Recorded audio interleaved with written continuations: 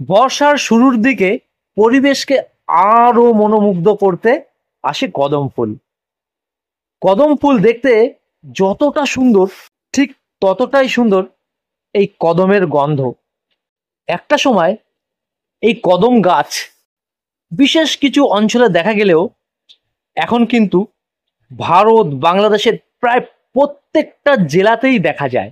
সারা বছর বাগানে জঙ্গলে ফলমূল থাকলেও এই বর্ষার সময় গাছে ফলমূল কিন্তু তেমন একটা দেখা যায় না। এর ফলে পাখিরা তাদের খাবার সংগ্রহ করতে সমস্যায় পড়ে যায়। সব সমস্যার সমাধান এক, কদম। এই বর্ষার সময় পাখিরা কদম ফুলের বীজ খেয়ে তাদের জীবিকা নির্বাহ করে। এই কদম ফুলের সৌন্দর্যে বা এই কদম ফুলের সুগন্ধে যদি আপনি বিচলিত হয়ে থাকেন, তাহলে জেনে রাখুন এই কদম ফুল শুধু সৌন্দর্যে না, এই কদম ফুল শুধু সুগন্ধে না, এই কদম ফুলে রয়েছে অনেক ঔষধি গুণ, যা আপনার জটিল থেকে জটিল, কঠিন থেকে কঠিনতম রোগ সারাতে পারে। চলুন বন্ধুরা, আজ আমরা এই ভিডিওর মাধ্যমে জানবো কদম ফুল মানব জীবনের জন্য কতটা উপকারী একটি ফুল, মানব জীবনের কত রকম সমস্যা সমাধান করতে পারে এই কদম গাছ বা গাছের ফুল। বন্ধুরা, ভিডিওটা শুরু করার আগে একটা ছোট্ট রিকোয়েস্ট করব, চ্যানেলে যদি নতুন হয়ে থাকেন অবশ্যই চ্যানেলটি সাবস্ক্রাইব করে রাখুন। ভিডিওটা অন্তত একজনের সঙ্গে শেয়ার করুন যাতে তারও উপকারে আসে। লাইক দিন, কমেন্ট করে জানান কেমন লাগলো। চলুন বন্ধুরা, ভিডিওটা শুরু করি। কদম গাছ আমাদের কম বেশি সকলেরই চেনা, কিন্তু কদম গাছে এত ঔষধি গুণ আছে আমরা হয়তো অনেকেই জানি না। শুধু কদম গাছের ফুল নয়, কদম গাছের পাতায় রয়েছে অসংখ্য ঔষধি গুণ। কদম গাছের ছাল দিয়েও অনেক ঔষধ তৈরি হয়। চলুন বন্ধুরা, ভিডিওটা সম্পূর্ণ না টেনে জেনে নিই কিভাবে আমরা ব্যবহার করব এই গাছের ফুল, এই গাছের পাতা বা এই গাছের ছাল। আর পাতা, ফুল, ছাল দিয়ে কিভাবে ব্যবহার করে কোন রোগ সারাবো সম্পূর্ণ জানবো এই ভিডিওতে। সবার প্রথমে আমরা যেই সমস্যাটার কথা বলবো সেটি হচ্ছে ছোট শিশুদের কৃমি। ছোট শিশুদের বা বাচ্চাদের যদি কৃমি হয় তাহলে মা বাবা অনেকটা দুশ্চিন্তায় ভোগে। মলদ্বারে যখন কৃমি আসে, কি করে কৃমি নাশ করব? শুধু ছোটরা কেন, আমরা বড়রাও কিন্তু ভুগি এই কৃমির সমস্যায়। আর তখন আমরা ছুটে যাই আশেপাশের বিভিন্ন ডাক্তারখানায়, ডাক্তারবাবুদের কাছে পরামর্শ নিই। বন্ধুরা, আপনি যদি প্রাকৃতিকভাবে কৃমি নাশ করতে চান তাহলে এই কদম ফুল হলো আপনার প্রথম অপশান।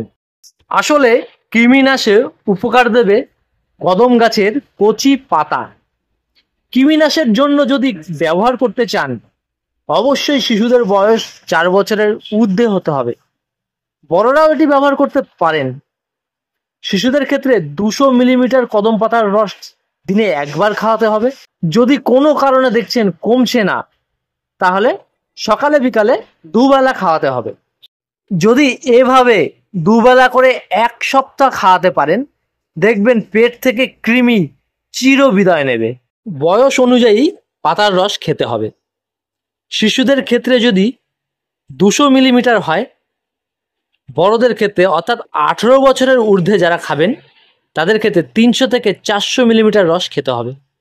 আপনি যদি শিশুকে দুবেলা রস খাওয়ান সেক্ষেত্রে 300 মিলিমিটার রস ভাগ করে দুবেলা খাওয়াবেন। শুধু কৃমি নয়, কদম ফুল পাতার রস মুখের দুর্গন্ধ দূর করতেও সাহায্য করে। অনেকেরই মুখের স্বাস্থ্য ভালো নেই, মুখ থেকে দুর্গন্ধ বের হয় যা মানুষ সমাজে নিজেকে লজ্জিত করে তোলে। অনেকের পেটের প্রবলেমের জন্য মুখে গন্ধ হয়, আবার অনেকের দাঁতে পোকা ধরেছে তার জন্য মুখে গন্ধ হয়, আবার অনেকের মাড়িতে পুঁজ জমেছে, রক্ত বের হয় মাড়ি থেকে, এর জন্য মুখে দুর্গন্ধ হয়। অনেকের দাঁতে পাথর টাইপের হয়, পাইরিয়া যেটাকে বলে, পাইরিয়া হলেও মুখে দুর্গন্ধ হয়। আবার অনেকে অস্বাস্থ্যকর খাবার খাওয়ার জন্য মুখে গন্ধ হয়, যেমন পান মশলা, পান, সুপারি, খৈনি, গুটকা, তামাক, গুল, সিগারেট, বিড়ি এই ধরনের অস্বাস্থ্যকর খাবার খাওয়ার জন্য দাঁত দেখতে যেমন বিচ্ছিরি হয়, মুখ থেকে তেমন দুর্গন্ধ বের হয়। আবার অনেক সময় জল কম খাওয়ার কারণেও মুখে দুর্গন্ধ হয়। এই দুর্গন্ধ কমাতে কদম ফুল কিন্তু আপনার উপকারে আসতে পারে। মুখের দুর্গন্ধ দূর করার জন্য সবার প্রথমে আপনাকে গাছ থেকে ভালো টাটকা দেখে একটা সুন্দর কদম ফুল পাড়তে হবে। তারপর ভালো করে পরিষ্কার জলে ধুয়ে কদম ফুলটাকে চাকু দিয়ে বা যে কোনো কিছু দিয়ে কুচি কুচি কুচি করে কাটুন। কেটে পরিমাণ মতো জল নিয়ে কদম ফুলের কুচোটা টকবক করে ফুটিয়ে নিন। ফোটানো শেষ হলে আঁচ থেকে নামিয়ে সেটাকে ভালো করে ছাঁকনি দিয়ে বা পরিষ্কার ন্যাকড়া দিয়ে ভালো করে ছেঁকে নিন। ফোটানো জলটা যখন নর্মাল ওয়েদারে শেষ ঠান্ডা হবে তখন সেই জলটা মুখে নিয়ে কুলুকুচু করুন। এইভাবে 1 সপ্তাহ কুলুকুচু করলে আপনার মুখে যতই দুর্গন্ধ থাক না কেন, দুর্গন্ধ দেখবেন আর 1 সপ্তাহ পর থেকে আপনার মুখ থেকে কেউ পাচ্ছে না। খুবই সুন্দর একটি উপকারী ঔষধ মুখে দুর্গন্ধের জন্য কদম ফুল। কদম ফুল আর কদম ফুলের পাতার আরেকটি ঔষধি গুণ হলো টিউমারকে একদম কমিয়ে শুকিয়ে ছোট করতে সাহায্য করে এবং টিউমারের ব্যথাকে চির বিদায় দিতে সাহায্য করে। আপনার যদি শরীরের কোনো জায়গায় টিউমার থাকে তাহলে এই টিউমারের ব্যথা কমিয়ে দেবে, টিউমারকে শুকিয়ে দেবে কদম ফুল গাছের ছাল। আপনার যদি শরীরের যে কোনো জায়গায় টিউমার থাকে আপনি এই কদমের ছাল ব্যবহার করে দেখতে পারেন। আয়ুর্বেদেও এই কদমের ছালের কথা উল্লেখ করা রয়েছে। আপনার শরীরের টিউমারের ফোলা জায়গা, ব্যথা জায়গায় এই কদম গাছের কচি ছাল ভালো করে পেস্ট করে নিন। পেস্ট করে সেই পেস্ট ভালো করে প্রয়োগ দিন, দেখবেন ব্যথা ভালো হয়ে যাবে, ফোলা ভালো হয়ে যাবে। তবে এই কদম গাছের কচি ছালের পেস্ট প্রয়োগ দেওয়ার আগে কিছু নিয়ম আপনাকে মানতে হবে। কদম গাছের কচি বাকল বা ছাল আপনি কেটে নিয়ে আসবেন, এসব ভালো করে পরিষ্কার জলে ধুয়ে সেটাকে চন্দনের মতো বেটে ফেলুন। চন্দন বাটার মতন করে একদম মিহি করে বেটে ফেলুন। এরপরে সেই মিহির যেই পেস্টটা তৈরি হবে সেই পেস্টটাকে ভালো করে গরম করে নিন, যেই গরমটা আপনার চামড়া সহ্য করতে পারবে ততটা পর্যন্ত গরম করে নিয়ে আপনার টিউমারের ফোলা জায়গা বা ব্যথা জায়গার যে অংশটা রয়েছে ভালো করে প্রয়োগ দিন। ঘন্টাখানেক রাখুন। ঘন্টাখানেক রাখার পর পরিষ্কার জলে ধুয়ে নিন, দেখবেন সঙ্গে সঙ্গে ফোলা কমে যাবে, ব্যথা কমে যাবে। এইভাবে আপনি প্রতিদিন ব্যবহার করতে থাকুন যতদিন না পর্যন্ত আপনার টিউমার ছোট হয়ে যাচ্ছে, শুকিয়ে যাচ্ছে, ততদিন একই নিয়মে একইভাবে আপনি ব্যবহার করতে থাকুন। কদমের ছালের এত গুণ আপনার চোখের যাবতীয় সমস্যা দূর করে দিতে সক্ষম। কদমের ছাল, চোখে আঞ্জিনি হয়েছে, চোখ টন টন করছে, চোখ ফুলে গেছে, চোখ ফুলে লাল হয়ে গেছে, চোখ থেকে পিচুটি কাটছে, চোখ করকর করকর করছে, এসব ক্ষেত্রে আপনাকে সেই কদম গাছের ছাল, কচি ছাল বা বাকল নিয়ে আসতে হবে। আগের মতো একইভাবে আপনাকে চন্দনের মতো পেস্ট করে ফেলতে হবে। সেই পেস্ট আপনার চোখের চারিদিকে ভালো করে প্রলেপ দিতে হবে, দেখবেন চোখের যাবতীয় সমস্যা সমাধান হয়ে গেছে। তবে বন্ধু, এই চোখের ক্ষেত্রে কিন্তু আপনাকে একটা সতর্কতা অবলম্বন করতে হবে। কোনোভাবেই যেন এই কদমের ছালের পেস্ট বা রস চোখের মধ্যে না যায়, তাহলে কিন্তু আপনার ক্ষতি হয়ে যেতে পারে চোখের। আপনি এই ক্ষেত্রে সাবধানতা অবলম্বন করবেন। একটা জিনিস খেয়াল করে দেখবেন, কারণে অকারণে আপনার জল তৃষ্ণা পায়, পিপাসা পায়, বিশেষ করে জ্বরের সময় আপনি জল খেতে খেতে পেট ভরে গেছে, তাও যেন গলা শুকিয়ে আসছে, জল তৃষ্ণার পিপাসা মিটছে না। এছাড়াও যাদের এরকম পিপাসার সমস্যা রয়েছে তাদের জন্য বলি, পাকা কদম ফুলের রস খেলে এই সমস্যা ভালো হয়ে যায়। এছাড়াও পাকা কদম ফুলের আরও অনেক গুণ রয়েছে। আপনার মুখে ক্ষত হয়েছে, জিহ্বায় ঘা হয়েছে, ঠোঁটে ঘা হয়েছে, এই ক্ষেত্রে কচি কদম পাতার রস উপকারে আসে। কারণে অকারণে জিহ্বায় ঘা হয়, ঠোঁটে ঘা হয়, কোনো কিছু খাবার খেতে ভালো লাগে না, রুচি আসে না। এই ক্ষেত্রে আপনি ওষুধ খেয়ে খেয়ে ক্লান্ত হয়ে গেছেন, তাও আপনার জিহ্বার ঘা, ঠোঁটের ঘা ভালো হচ্ছে না। এই ক্ষেত্রে কি করবেন? কচি কদম পাতার রস ভালো করে জলে গুলে দিনে 2 বার কুলুকুচু করুন।